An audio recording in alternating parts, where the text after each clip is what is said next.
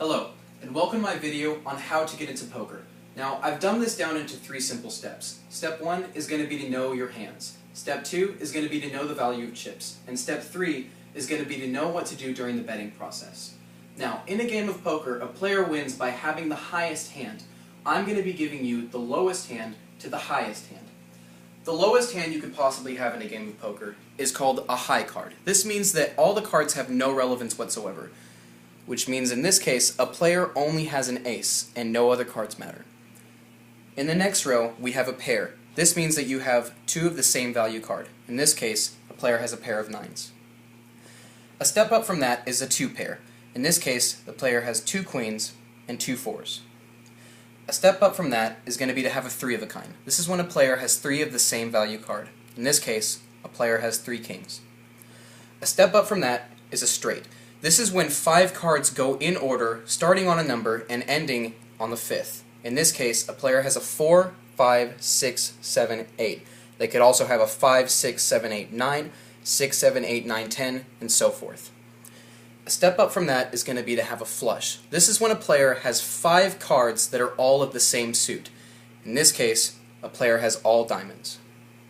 A step up from that is going to be to have a full house. This is when a player has 3 of a kind along with a pair. In this case, a player has 3 jacks and 2 2s. A step up from that is going to be to have a 4 of a kind, or a quad. This is when a player has 4 of the same value card, each from every suit. In this case, the player has pulled every 3 from each suit. A step up from that is going to be to have a straight flush. This is when a player has 5 cards that start on one number and ends on the last number, all of the same suit. In this case, a player has a 6, 7, 8, 9, 10, and they are all suited in the heart.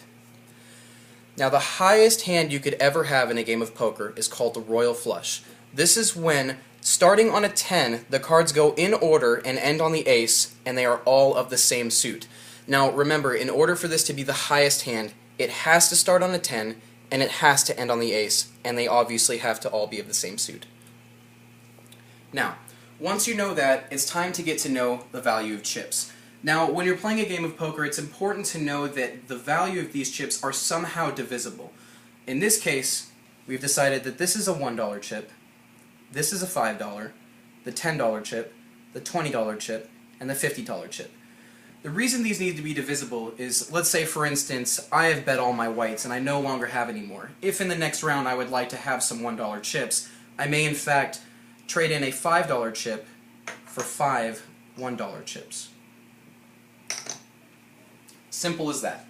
Now, the last thing you're basically going to know is the things that you can do during a betting process. A player has one of 4 options during a betting process. One of these options is called a check. A check, which is signified by knocking on the table, basically means that a player is willing to stay in the match, but he is not willing to place any money. So therefore, he places the bet at $0. Now, the second thing a person can do is he can raise a bet. This means that a player is putting in more money than the original bet that was placed. In this case, if somebody had checked and the original bet was 0, and then somebody had raised it to just 1 chip, this now makes the maximum bet that everybody has to place 1 chip. The third thing a player can do is called a call. This basically just means that you are matching the highest bet that is being played, which in this case was just 1 chip. Now, the fourth thing a player can do is called a fold. This is basically when a player forfeits his hand and therefore forfeits the interest in the pot being played. I hope you found this video informative. Thank you very much.